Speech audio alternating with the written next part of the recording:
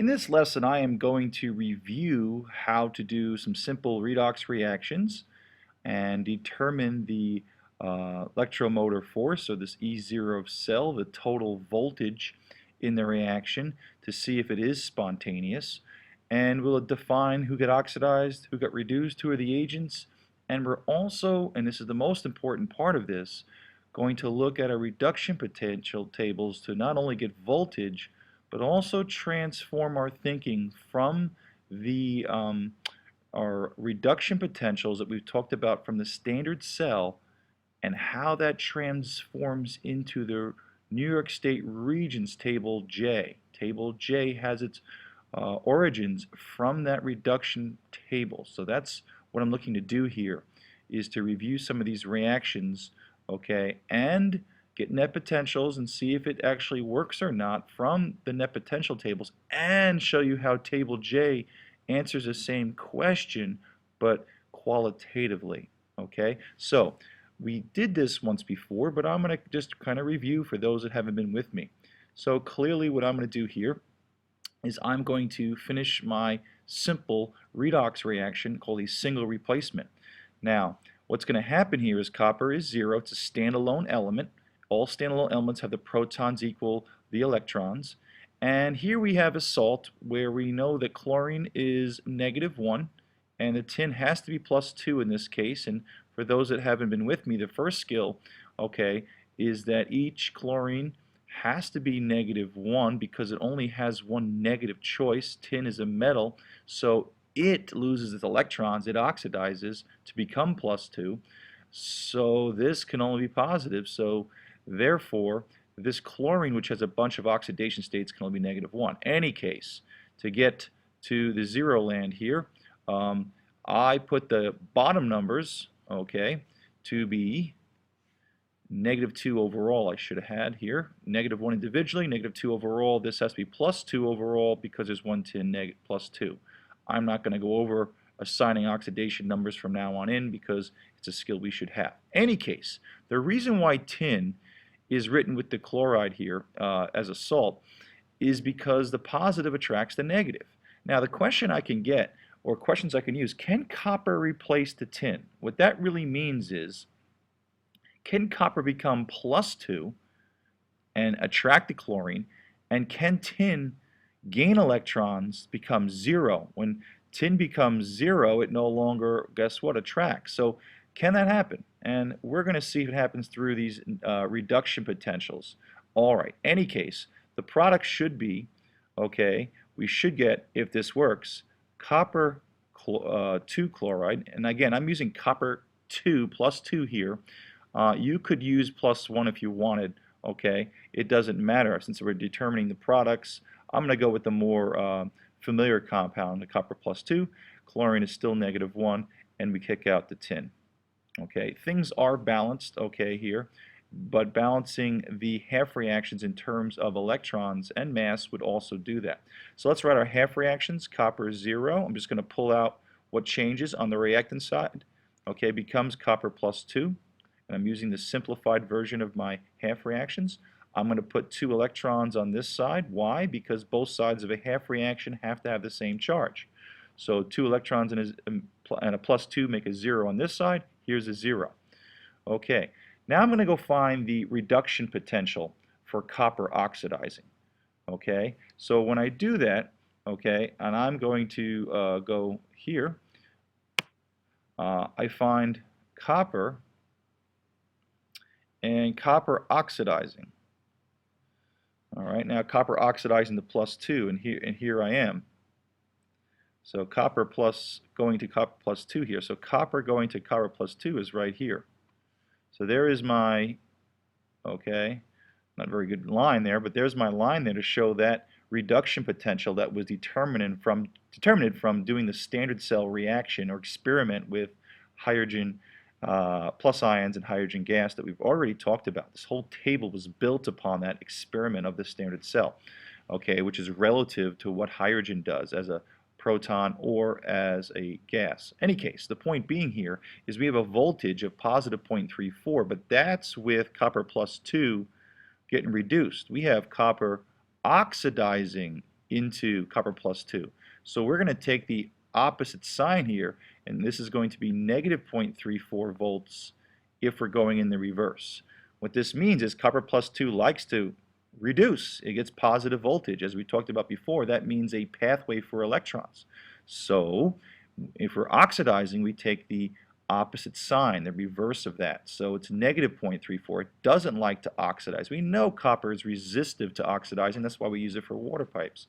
Okay, so in any case, getting back to so this is negative 0.34 volts.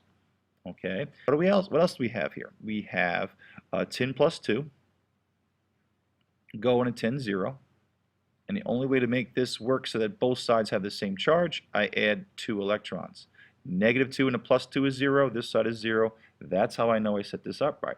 Now let's look for tin plus 2 gaining, okay, 2 electrons.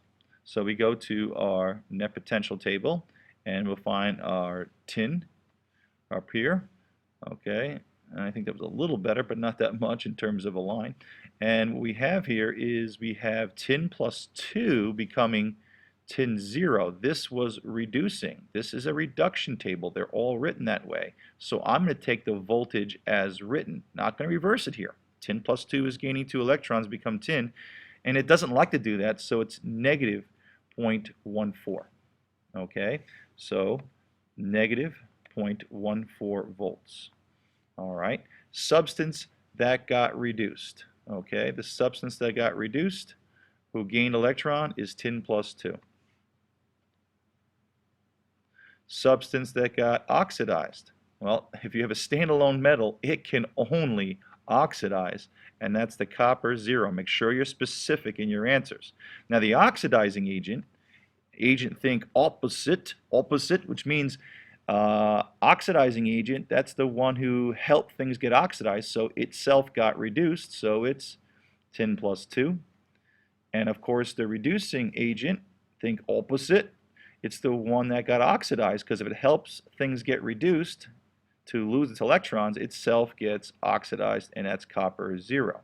Okay, now we add the potentials for the reduction potentials that we get from the standard cell from that table to get the overall net potential. Okay, so E0 cells called electromotive force. It's the total voltage from the reaction. Obviously, we get a negative 0.48 volts, and this is not spontaneous. Spontaneous means, does the reaction go forward? Okay, is there a direction? Is there a pathway for electrons to go forward? Based on this scenario, and the answer is no, this reaction does not occur. So if I was to drop copper, okay, into a tin chloride solution, nothing would occur unless I add 0.48 volts of energy. See, this negative voltage means you have to add energy. It's not spontaneous. For those studying AP chemistry, the delta G, okay, is very, okay, positive when this is negative. All right, because it's minus N, Faraday's constant, E0 cell, for those taking AP chemistry. So if this is negative, you put this in the E0 cell, it makes the delta G positive. It's not spontaneous. For those that haven't seen that, no big deal. Spontaneous means that, is there a pathway going forward? And there is not. Let's move on to the next half reaction I have here. Now I have tin and copper chlorides. If you notice, it's the exact opposite. Okay, so in this half reaction, going quickly because this should be simple. Okay, we're going to kick out the copper, and we're going to replace copper plus 2 in the copper chloride with tin, so it becomes tin chloride, if in fact this reaction reacts. This is a redox reaction because I see oxidation numbers changing, or an easy way to look at it, if I see a standalone element that tells me the numbers are changing, plus 2, negative 1. Okay, our half reactions. Tin 0 goes to tin plus 2 electrons. There's my oxidation half reaction, losing electrons. Both sides have a 0.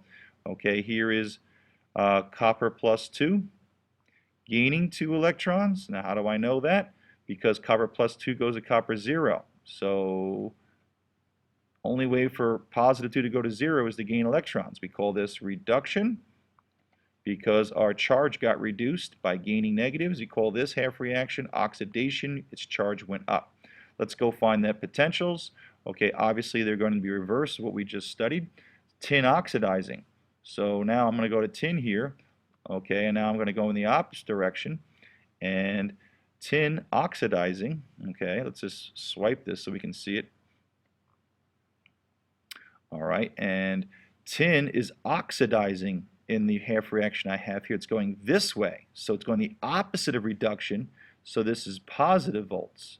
So positive 0.14. Tin has an ability to lose electrons, as do most metals. Okay, now copper reducing, as you probably have already guessed. All right, when copper reduces, and let's clean this up, okay, and swipe it. That was much better. I'm getting better. Okay, copper plus 2 gaining 2 electrons becomes copper 0. And it's positive 0.4. So we're going exactly how it's written. This is a reduction table, and it's getting reduced. So this is positive 0.34 volts as well. Okay, so positive 0.34 volts. And here we go. Substance who got reduced. Okay, well, that's pretty simple. The substance who got reduced is the one who gained electrons because its charge went down. I'm always picking from these questions on the reactant side. So copper plus 2 got reduced. It's also the oxidizing agent. Okay, the substance oxidized, the one who lost electrons, its charge went up. Okay, is the standalone metal, and it's also the reducing agent. Okay, the total net potentials here, the E0 of cell, electromotor force, I add them together, and you guessed it, positive 0.48 volts. Is it spontaneous? Yes. This means there's a definite direction forward. Okay, there's definitely a pathway for electrons to flow, or charge to flow, I should probably better say. And this is a redox reaction where electrons are exchanged, or there's an ability. And why is there an ability for electrons to flow, or there's a pathway? Because we have tin, who's a strong enough what? Okay, reducing agent, right? To force its electrons onto the copper. So it's strong enough reducing agent to force copper to reduce. And also you can think of it the opposite way, because there are positive volts on both sides. The copper plus 2, okay, is a strong enough oxidizing agent that can what? Okay, pull electrons from the copper. So either tin is strong enough to force the electrons and force copper to reduce, that's why it's a reducing agent, or copper is strong enough to rip the electrons away and force tin to oxidize. So since they're both positive, they both have an ability to push and pull together in the what? Same direction, and that's why it's a cumulative effect in terms of the voltage. That won't always be the case. The two cases I have here is that you have one where both were terrible, both didn't have the ability, and the other example, both had the ability. Some examples you'll see, some might be positive, some might be negative, and in that example, the one that's more positive can overtake the negative and make you total positive volts. Okay, so probably see some examples of that. Now, so I determined that these reactions would work or not. So clearly, number one will not work. It just won't work. Copper and tin, okay, are just not good enough oxidizing and reducing agents to force each one to transfer electrons. But two, there is. So this reaction works, and I have some demonstrations to show you that. All right. Now, let's go back to the net potential table and look how the table shows us some kind of patterns that we're going to be able to now transfer to table J, which is built on that. So I'm going to go back here, okay? And what did we find that worked here? Okay, so let's see if I can do this without, no, I can't. All right, so let's see what we have here. Okay, so the first, what worked? What worked was we had tin oxidizing. Okay, we had the reaction going in the reverse. Okay, and that of course gave me some positive volts. What else worked? Okay, was the copper plus 2 reducing. Okay, I'll just change that.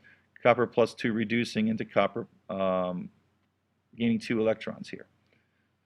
And this, of course, was going forward this way spontaneously, positive volts. Okay? Look what we have here. Very important you see this. Look at the angle. This, based on the chart that I'm using for my class, okay, and I picked this one because it parallels table J in a second. You'll see why. If you're from another class and you're looking at a table, it's opposite. The angle will be opposite, but the same trends are still there. Okay. Any case, so look carefully here. What am I talking about? Am I talking about that, hey, if copper plus 2 is going to go forward, it does so with all the elements to the right and above it. So it's going to reduce if it's hooked up with a strong enough what? Reducing agent. These guys, of course, themselves above oxidize. Okay? So anytime you're hooked up with something that oxidizes with something reduced, and oxidation is the reverse in this chart, if your oxidizer, if you're the one that's getting oxidized is above the one getting reduced, okay, you're always, okay, always going to get positive volts. Always. You know, case in point, look at some other examples that I keep talking about. If I want gold to oxidize, okay, the one who oxidizes has to be above the one who reduces. Therefore, only cobalt plus 3 and fluorine in this abbreviated chart has the what? Has that angle upward, okay, which means you get positive volts. Well, why does that work? Well, look with me. These guys are strong enough oxidizing agents to force gold to what? Oxidize. Now, I'm saying that because gold hates to oxidize. When it goes to the left, it's negative 0.15. It hates to oxidize. It's the least reactive metal on your chart. Platinum is probably a little lower, but it's not on this one. In any case, the point being is gold resists rusting and corrosion because it needs this energy to make it happen, as we'll talk about in electrolysis. But these guys are so good at reducing. Look at their positive values. When they go forward, okay, their values are positive enough to counter. What do I mean by that? Well, if gold oxidizes and it's a negative 0.15, you would add that to the what? Well, in the case of cobalt, it's positive 1.82. Well, that's a bigger positive than that negative, and of course you're going to have overall positive volts. And of course fluorine's even more positive. Okay, if you add that, positive 2.87, this number is only getting bigger, so it gets even more positive. So in this case, gold is a terrible, terrible reducing agent, but the oxidizing agent, or the one getting reduced, is strong enough to force the oxidation because it reduces so well. So this will always work. Okay, so the one who oxidizes above the one who reduces. Now, what didn't work? Okay, the reaction that does not work, and proved to you by the reactions, okay, is tin plus 2 reducing and copper oxidizing. This, okay, drawn by another color, let's get like a green here, this did not work. Try to go green. This did not work. This was terrible. That angle does not work. The one who reduces cannot be above the one who oxidizes. Why? Because if it's reducing, okay, it's going to be a negative voltage here, and this one's going to be a negative voltage here. But the bottom line is, more importantly, if you're in this angle, the one who reduces is trying to react with a compound that's a very poor reducing agent. Your reducing agents or ability to oxidize increase as you go up here. So that's the reason why. So what you get from this is if you oxidize, you're above the one who reduces to give you the positive volts always in this chart. Okay, well, let's go on to show you something. I love this table, but the Regents, New York State Regents doesn't use it, but they kind of use it. Table J. Look at this for a second. Who are the top metals here? Lithium, rubidium, potassium, cesium, barium. Look here, party people. Lithium, okay, cesium, potassium, rubidium, barium, strontium. The numbers might be a little out of order because they may not agree with these numbers, but they're essentially lithium, cesium, potassium. Okay, they are switching rubidium and cesium, I guess, but this list that we get here, okay, is essentially the same. Okay, look who is the worst metal on my chart. Gold. Look at this chart for a second, guys. The most active metals. These are the metals that do what? Oxidize the best. They are on top of this table. When they go this way, they give you the what? The greatest positive voltage. Who is the worst metal? Gold. Okay. Who's the second worst metal? Silver. Look at table J, people. There's some patterns here. This was built using net potential. They have copper under H2. What is this H star star star? They say it's the standard cell. What they really mean to write here is that, because they're cheating you all over the place with this table. Don't like the table, but we got to deal with it. Okay, what's happening is 2 H pluses plus what? 2 electrons give me this. That is what they're missing. So this is the standard cells, 0.00 volts. Copper's underneath. Let's go to table what? The real table. Where's copper? Here's my standard cell right here. Look where copper is. Copper is underneath. It's the same table, very abbreviated, not giving you the total half reactions, but that's where they got this from. So this reactivity of metals starts high and of course goes low. It's the same basic list. Some are different based on some differences in people's experiments with the standard cell, but it's the same idea. So we know the proper angle is the one who reduces above the one who oxidizes. Let's look at table J, and this is where you make the leap here. If I have my half reaction, and I know that in this reaction that we talked about, copper plus 2 is going to reduce. So I'm dealing with my copper. Okay, this one's going to reduce. Now in my half reaction, okay, we said that zinc, and let's get this out because this is the bad angle. Okay, oops, not too much working there. Sorry. I don't want you to confuse yourself. I'm sure that did it anyway. So we're going to deal with this angle, the one who what? Oxidizes is above. So if tin is going to oxidize, okay, tin is the one who oxidizes. And the one who oxidizes is above the one who reduces. Now you know better, party people. What is the real reaction here? The reaction is Sn plus 2 electrons gives you that. And this is really what?